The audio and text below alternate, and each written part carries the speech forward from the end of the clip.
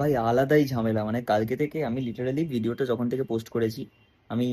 তারপর থেকে প্রচুর পরিমাণে গালাগালি খেয়েছি, জাস্ট আমি আর্জেন্টিনা ফ্যান বলে। ভাই ফার্স্ট অফ অল তো জিতেছে কালকে, সেকেন্ড অফ অল তোরা যাই বলিস না কেন, কিনেছে, টাকা খাইয়েছে, ভাই টাকা তার মানে প্রচুর আছে মানতে হবে আমাদের দলের কাছে, প্রচুর বড় লোক যদি এটা তোদের কথা সত্যি হয়ে থাকে, যে গোল কিনেছে। আর এতটাই যদি ইজি হয়ে থাকে যে ফিফা থেকে গোল কেনা যায়, ফিফা থেকে একটা ম্যাচ কিনে নেওয়া যায়, ওয়ার্ল্ড কাপও বিক্রি হয়, লাইক ফ্লিপকার্ট ব্লিঙ্কিটে ওয়ার্ল্ড কাপ সেল হয়, আমি জানতাম না জিনিসটা, বাট খুব ভালো লাগলো বেশ, নতুন নতুন ইনফরমেশনস পাচ্ছি। আর ফ্র্যাঙ্কলি স্পিকিং, এই পর্তুগাল ফ্যান্সরা, আমি কোনো রকম ছোট করছি না, আমি নিজেও কিন্তু রোনাল্ডোকে খুব পছন্দ করি, ফ্যান আমি মেসির, বাট আমি রোনাল্ডোকে পছন্দ করি। বাট ওদের মধ্যে যে বিচ্ছিরি রকমের একটা মেন্টালিটি,